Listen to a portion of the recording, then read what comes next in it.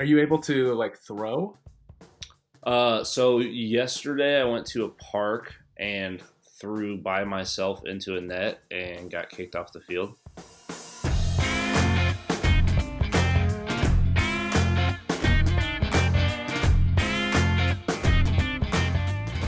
My name is Jeremy Wolf, Executive Director of More Than Baseball, and you're listening to The Grind, my podcast about the lives, lessons, and journeys of professional ball players. This conversation is with Justin Friedman. My name's Justin Friedman. I'm a right-handed pitcher in the Chicago White Sox organization. And it entails not just what it takes to make it to professional baseball, but what to do with the opportunity once you're there. Professional ball players don't make much money. In fact, for a majority of ball players, it's less than $10,000 per year. More than 40 million Americans see a minor league baseball game every summer, far exceeding the attendance numbers for the NBA or even the NFL. Major League Baseball has long been paying its minor leaguers less than the federal minimum wage. You know, if you're a bonus player and you get drafted, you sign for a couple million, there are other guys on the team who are really not getting very much money at all. Revenue is growing exponentially, and yet none of that is trickling down to the minor league players. That, plus guys are on the hook for their own housing, food, and equipment during the season. Not every guy signed $1 million contract, but every guy struggles, either mentally or physically, to make it to the major leagues. Justin has found a way to make it work for him. He faced adversity in college and again in the pros, and when it comes to personal finances, he's teaching guys how to manage their money and make it too. I don't wanna be no ghost. I just wanna be well read. We'll call out in the pipeline, slow down just to get Got to what round? Oh man, I don't even know. 26, something like that. Doesn't matter. See. Can you explain? I know you had mentioned it before, but explain to me again 4 colleges in 4 years and what that was like. Yeah, all different reasons. Long story short, my freshman year, and I get hesitant to say anything because what my experience was is not necessarily going to be somebody else's, and who knows how a program is, at different times with different coaches. My freshman year was horrible. There was a lot of stuff off the field that was going on with people that I cared about, and it was just a mess of a year in a lot of different ways, and guys were getting arrested, and just it was an environment that I didn't want to be a part of. So that was a pretty easy decision to leave. From there, obviously with baseball, you have to sit out a year, if you try to go D1 to D1. So I played summer ball in California, and that was how I found out. I didn't even know junior college was a thing, to be honest. It's not really big in New Jersey, so that's how I found out about going that route. And I went to Ventura College out here to retransfer to a D1. Went to the University of San Diego.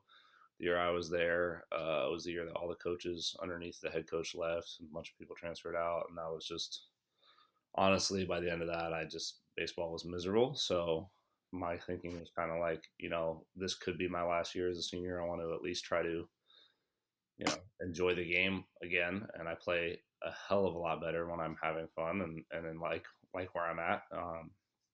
So then, yeah, that's number 4. Drafted by the White Sox. Yep. In 2019. Last year, yeah. So This was my first spring training. So what was that like? What was it like being there? Like you grinded in college, okay? Got to pro ball, and then all of this happens, and you're just like thinking what? Yeah, I mean, I feel more for the college guys. I was a guy that had coaches lying to teams and questionnaires hit it and manipulated, and I had a lot of experiences that made getting my foot in the door very challenging, and I'm very grateful that I did. But I know that guys go through a lot of those things, and I know how hard it is to perform in a miserable environment. So I really feel for the college guys more than anything, because they're just the way the draft is shaping up and the way this is going to be. Like I think that they get burned the most. I got my chance. Like obviously I feel really good, and I was really excited for spring training, and I was ready. And this kind of threw a wrench in those plans. But like, there's guys who are not going to get the opportunity to pursue baseball at the next level that might have otherwise, and that's a lot worse than what we're experiencing. So for me, and I train some of those guys. Some of those guys are my friends. Like those. We're dealing with this in real time, finding out stuff on Twitter of like, hey, the draft might be 5 rounds now instead of, So it's for them. It's a lot scarier. The eligibility stuff, that obviously the NCAA had their ruling, but there's a bunch of other levels and situations, and so they got a lot riding on this time, a lot more than I do, I would say. We found out 5 rounds this year in this year's draft, 20 rounds next year. Yeah, and then which would cut. Minor League Baseball cut's probably going to go through. If you're going to draft less players, then they're probably going to cut the 42 teams that they proposed of cutting. Yeah, and meanwhile, there's going to be a huge influx of talent in the college. I mean, there's going to be high school guys that we're going to sign that aren't going to now, that go to colleges. So now you have a guy that was at the caliber of player that was able to be drafted out of high school, and now he's in the same position as the senior who's now coming back, whose scholarship you were going to give to that kid. And I believe, if I'm not mistaken, that the NCAA left it up to the coaches to decide. So now the coach has to make the decision of like, do I keep this guy's scholarship who's been here for 4 years and, this was affected, or do I take this guy who's now probably going to be the face of the program and move that money, so there's a lot of like, it's going to get very complicated. I would start off by saying there's no good way to do this, like it's going to be messy because it's a mess of a situation. The biggest thing that I think that's important is just communication, throughout the whole thing, coaches to their seniors, coaches to their incoming freshmen. Like, don't try to kind of manipulate guys and do stuff and then like sales pitch them or this or that. Like, everybody just needs to be straight up. Like, this is a mess that we're dealing with. This is the financial situation. And I think that'll go a lot better, laying out all the cards and being like, here's the information we have. We're trying to make the best of it. For a guy who's transferring or a guy who's, kind of got the short end of the stick, and has to switch programs or has to meet a new coach or has to, what are some things you'd suggest to him, on getting into this new environment of say he's at a D1 and he's being forced out and he has an opportunity to go play JUCO, or how should he adjust to it? Like, what is something that you learned through it, or what's something that you can look back on and say, this helped me, adjust to this new environment as a junior or senior or even sophomore? Yeah. So your biggest advantage is going to be honestly just taking the mentality of doesn't matter, get better, because everybody now has an obstacle with this thing. We all have our own hurdles to deal with, whether you're like, whatever you have to do to make this thing work, everybody is kind of at a loss here. So not choosing to not focus on that and just go about your business and find ways is going to be really important. Same thing when you get into a program. The program's going to be a little bit of a mess, and you'll quickly, rise to the top there if you just kind of stay in your lane and go about your business. One of the biggest things for getting noticed now, though, which wasn't so much when I was in college, but it's really skyrocketed in the last few years, is video and data. The way I talk about it is that, like, TrackMan data and Rapsodo and all that stuff, it's like taking the SATs to get into college at this point. It's the number one evaluating tool for, especially arms, that whether it's the draft, colleges, anything like that, having access to that changes the game for you as far as what teams are able to evaluate you on, because now they don't need to have been out to see you 4 times. The challenge there, which is the same challenge as the SAT, is that it has to do with finances and availability. So, like, for example, the SAT hasn't been a very good measure of success because people who are more wealthy can afford tutoring that helps with styles of taking the test, and those people perform better. All right, well, now you're going to see across the game what's happening with tech is that the schools that have access to TrackMan, Rapsodo, the guys that can pay to go to facilities that have access to TrackMan, Rapsodo, those guys are going to keep getting better, and it's going to leave the guys that the system was already kind of missing on, it's going to leave those guys even further behind, I think. Do you think it's putting baseball in a bad spot? Because now it's turning into, instead of just skill or just performing well on the field, it's is it turning into a game that's obviously it's so technically different than other sports? Do you think that's changing the way high schools and colleges and kids are getting recruited and kids are getting into pro ball? It's Like, do you think definitely, it's genuinely like, I think so. And again, back to the SAT thing, right? You can complain about the test not being fair or that it misses on certain things, and all that is valid. But at least you know what you're being assessed on. So that's the huge upside, is that like it kind of standardizes things as far as we can actually quantify and write down, okay, this is what is good, right? Instead of this guy's eyes go, ooh, I like the way his arm works, whatever, and this guy says, oh, no, I don't really like that, and depending on who sees you that day, you don't know what you get. Like there's still always going to be an element of that, but in general, it standardizes the tools and the things that we're assessing. So now it's like you know what the test is, and now you can prepare for it, right? So if you know that, and again, unfortunately, there's some access involved there, but if you know that like organizations in general like guys with high spin rate fastballs and four seams, right, and certain metrics on a breaking ball or whatever it is, now you can get rid of maybe that fringy sinker that you've been throwing way too much of, and now you can have those conversations instead of just saying things kind of randomly, to be able to say to a coach, look, I know that this is what is needed for me to advance to the next level, so I need to be working on these things. So I think that is a huge advantage. you think it's good? Good for the game.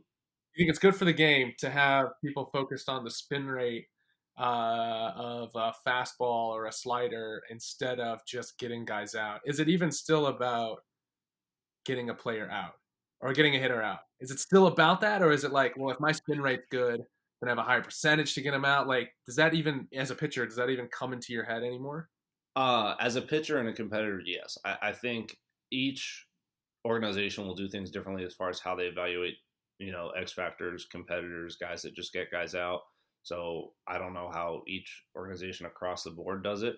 I think that, these things come with they come with pros and cons. I think that data and analytics has brought about some really crazy stuff. You've seen, big league stuff is just incredible, and that's really fun to watch. Watching these nasty breaking balls that were built in a lab, and watching guys throwing 100, and all of that stuff, I think is good for the game. I think it has a dark side. Look at what happened with the Astros, an example. So it's the same thing in our society with technology. Like, is innovation good? Yes. Does it sometimes come with problems? Yeah. And we're going to be ironing those kinks out for a while, and I think things will self-correct. I think you'll start seeing starters, going deeper in games again. I think that's going to happen. So it'll balance itself out. I just like the clarity of knowing this is what you're going to be assessed on. So you might as well just get good at it. What's something that you noticed is the difference between the college game and the pro game? I noticed that I played Division III baseball, so obviously it's a lot different playing, D1 guys and pro guys. But I'm curious as to, as a pitcher, obviously they're going to throw harder at a higher level. But what about like a pro hitter was different than a Division I or JUCO hitter? I'd say having a plan when they go into the box, and also like understanding sequencing a little bit better. So like being a little more aware of how guys are pitching you and why. And I think some of that is credit to the hitters, and I think some of that is that guys literally now get a packet of a rundown of, before a game, you're going to get a way more advanced scouting report. And we get the same thing for hitters, right? That at the major league level, you get a printout of, these are his red zones, these are where he can't hit, and sequences that work against him in the past. And then hitters get the same thing on a pitcher of, it's like playing poker at this point, where in a 2-1 count against you, there's an 81% chance he's going to throw this pitch, right? And so that information, on top of years of practice and training and the executing at just a higher clip, like you're just better at executing on those pitches. Between those two things, you see some crazy stuff. You just, not only do you know what to throw, but you get better at actually throwing it and not, missing that spot by 6 inches now, or not just missing that fastball that is coming.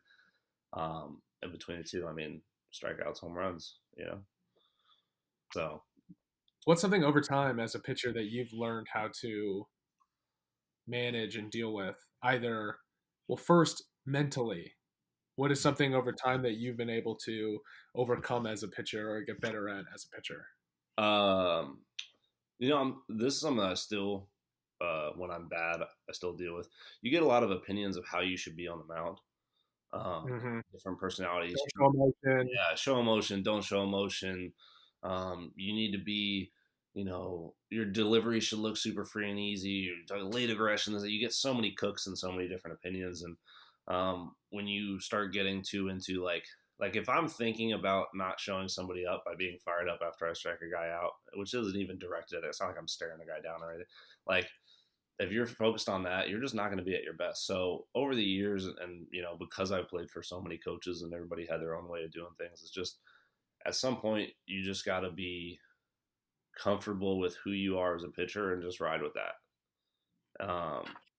That, to me, we can talk about the stuff and all that, and you're going to keep learning and getting better along the way, and tapping into different resources for that. But my worst years of my career, I was incredibly uncomfortable, and I was way too focused on somebody, freaking out at me, to where like I've played for teams where if I go 1-0 on a batter, he's going to start getting somebody hot, right? Or you get pulled if you walk a guy. And when you're too worried about those type of outcomes, and like when you're on the mound knowing that you're about to get chewed out for something like that kind of stuff, really undercuts performance, and it has nothing to do with ability level. And there's way, way, way too much of that. There's way too much stuff affecting guys' ability to perform, especially in college baseball, that has nothing to do with like the pitches they throw in their sequencing. And that part it puts you years behind. And then you see guys get in the pro ball, and there's guys that have a history of being not very good in college as far as their numbers, and they get in the pro ball and they take off because there's just more freedom for them. And that part just needs to go, I think. Right, just to let the player be the player. Yeah, if you don't like him, don't recruit him. If you don't like him fist pumping after he started, don't recruit him. If you think he's too much of a robot and you like a more high energy rah team, then don't recruit that. Like, not a player. Yeah. So you're drafting the person, you're signing the person, you're recruiting everything that comes with them. So that's also, do your homework. How many guys that had a lot of talent, but they're not going to be eligible in the classroom, or they're going to be a problem off the field. And you're when you're taking a person into your organization, company, whatever, you're taking the entire person. Do you think that the draft itself is inefficient in how they pick players or when they pick players, or do you think it's like, now it's changing obviously, but do you think of the last 20 years it's been the best that it could be, and the best players are making, getting to pro ball, and the best players are making it to the big leagues, or do you think it's something different? The best players, how do I word this? Major League Baseball players, to get to the major leagues, you are unbelievably good. Like, I'm not saying that those people are not amazing, but as with most businesses, it's not, a unique problem to baseball. The people with a financial advantage have more opportunities to fail, and a much more, just a higher rate of success. You can attribute that to mental side, them not having to worry about things. You can attribute that to, having to manage so much and deal with so much off the field as far as finances. You can attribute that to they invested that much in a player, so they're going to try to get the return on that investment. Like if a guy that signed for $3 million doesn't pan out, that is very hurtful to that organization. If a guy that they signed for basically no money doesn't, cut your losses. So those guys are going to be released quicker, and that's just a business model, and that's the way that that's going to work. Age is another big thing, right? Seniors, things like that. I think that the best thing that will come out of cutting the draft is that there will probably be less favors, less whoever third cousin twice removed of so and so. I think that stuff will, because you just don't have that many picks to just throw some away.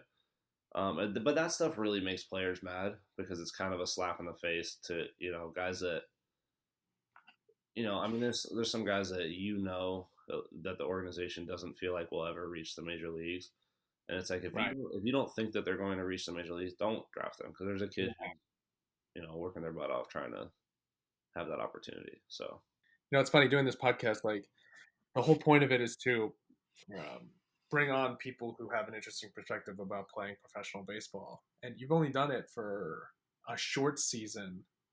But when we talked at the Pando event at Topgolf, made an interesting point about the business of minor league baseball and how to maximize your ability to not only make money, but to utilize your position as a professional baseball player. I'd like to revisit that and have people who are going to listen to this understand, as a professional baseball player, what sorts of things that you can do right now, either during the pandemic or during the season, to maximize your outreach on social media and then be able to benefit from it for, financially and or with product or with sponsorship opportunities or whatever. Yeah. I thought that you had an interesting take on how to, and all of the different layers of how to kind of maximize that right for you. Yeah, and without being too hard on people, I would just say we are vastly uneducated on the business of baseball as players, and you can point fingers and blame and whatever. I've been fortunate enough to have been on the wrong end of the business, kind of chewing me up and spitting me out all through college and everything else. I have chose to be, represent myself and not have an agent, and so I've taken it upon myself to learn the business because I got tired of relying on people that were then stabbing me in the back or that were then the gatekeepers of information. Because what happens in baseball is there's all these gatekeepers, right, that you have to go through, or these people that you need. They have information and you need to pay them for them to utilize the information, but they don't share it with you necessarily. So doing your homework and learning and understanding how to navigate the business so that then when we have a crisis like this, what moves to make, right? And you have clear direction. And then also, like, you can sit here and get mad about the way things are, but like, and I still have days where, I get frustrated about this or that in the position that I'm in sometimes. But at the end of the day, like, as long as you understand how things work, you're not going to be like surprised, when people get surprised at this move or that move, like, you got to understand the business and the way that it works. And then you just do what you can to stay in it. Or if you no longer want to stay in it because it's making you miserable, then you can leave it. People are working on solutions, more than baseball is working on solutions. Like, people are working on addressing some of the issues that people have expressed and are dealing with. But you got to learn the business. And then from there, learn what you can do to maximize your experience. So for me, I look at all the things that I need, and this is what we talked about at Pando.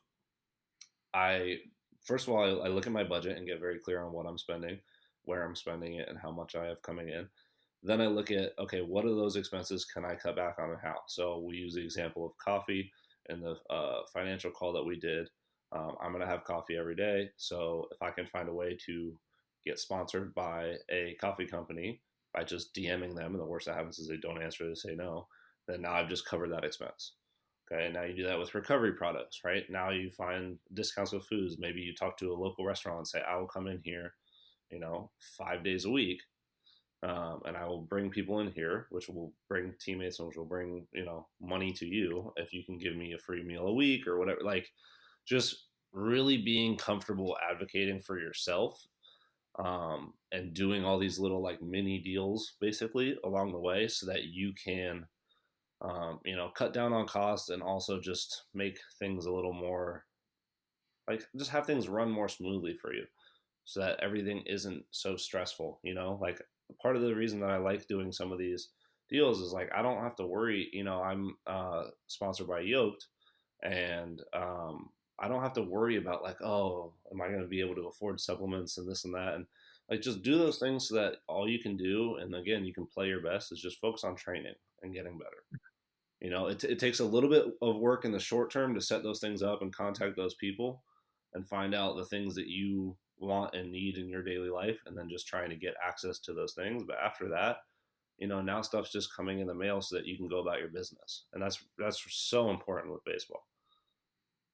When I was playing for the Mets, I was in Brooklyn. I was playing for the Brooklyn Cyclones, and there were no snacks, and not like snacks is like you gotta have them, or like I wish the teams would provide snacks, but there were times where there just wasn't enough food for everybody, either before a game or after a game, which happens a lot of the times. And so there were a lot of players who were like, oh, fuck that. And I went on, the internet, and I was like, what's a protein company that could send us, some protein powder? Or like, what's a peanut butter company that would want to send us product? Right. Or what's a beef jerky company that would want to send us, a packet of whatever, like a box of whatever. And so I would send emails. Hi, I'm Jeremy Wolf from, the Brooklyn Cyclones. We love your product, and we were curious if, you'd like to send us a box, and we'll post it on social media.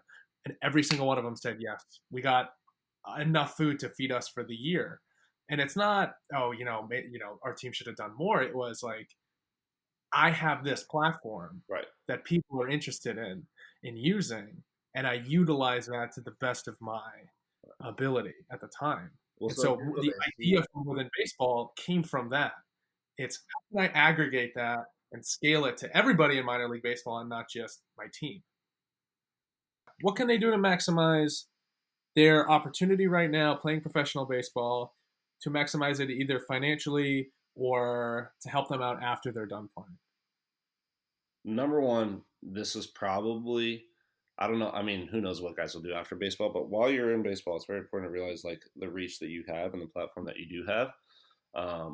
And what we talked about is like people see you as a professional athlete. To the vast majority of the world, they don't know the financial situation of the minors. They think that you're a millionaire with a huge signing bonus, or they just see you as a professional athlete. The vast majority of people don't know the ins and outs of it. So that's important to understand in your conversations, and that there's a lot more people open to doing business with you than you might think. The double-edged sword of that is that people aren't aware of kind of like the minor league struggle and those types of things. But it puts you in a great position to be able to communicate with people outside of the normal sphere, which builds your network after baseball. You'll have a lot of cool interactions. You'll have a lot of skills of being able to have those business conversations yourself and be your own advocate and have an actual meeting with somebody and negotiate price points and things like that. Like, all those skills are immensely valuable. And then from there, just looking at, the things that you need to be able to set up so that you can just focus on playing baseball. And that kind of stuff is just your recovery, your food, your supplements, getting those squared away, which might take some work short term, but getting those squared away to now, that's just stuff that is handled for you. And now you can just go out and play. And then, finding ways to do the work in the off season to set up passive streams of income in the season. So whether that's with these companies that are sponsoring you or working with, but I think that it works way better to be an athlete because, one, you don't even know what the conversation is when the agent does it, unless you're in the room or in on the phone call. And two, like, it just means more coming from you to just actually hear your voice, actually know who you are and what kind of person you are and who they're doing business with. Because at the end of the day, they're doing business with you, not the agent. You're the face that is promoting their brand or whatever it is. So they should have a pretty good feel for who you are. And at the end of that, you're going to have a massive network and resources and a whole new skill set, which will make transitioning a lot easier as well. What are some things you're doing to maximize? What's like a specific thing that is your niche? You had mentioned like, working with a protein company so that you don't have to pay for protein and they can use a professional athlete to promote their products. But what are some things that specifically you go, this is what I'm best at, and this is what can make me money while I'm playing professional baseball? Yeah. I wouldn't say that it's any one skill set as far as like a type of marketing or this or that. I would just say that I'm consistent and disciplined with it, so that I stay on top of these things. A lot of people will like kind of get free product from a company and then not really ever stay in contact with them. Like I just stay on these things. But I think what I'm good at, if I had to pick, would be I connect people based on their needs. So somebody over here needs something and somebody over here needs something, and those two would work well together. And I'm just kind of inserting myself in the middle and making those connections. Um, that to me has been really valuable because now I have a relationship with both. Now I'm adding value to both, and it's a win-win for them, and then it helps me on both sides. That stuff has been fun for me. I enjoy that. Also, just kind of whatever I don't know, I really want to learn. Like I will nerd out over something for hours. Like I just like figuring out stuff, and I don't like not knowing things.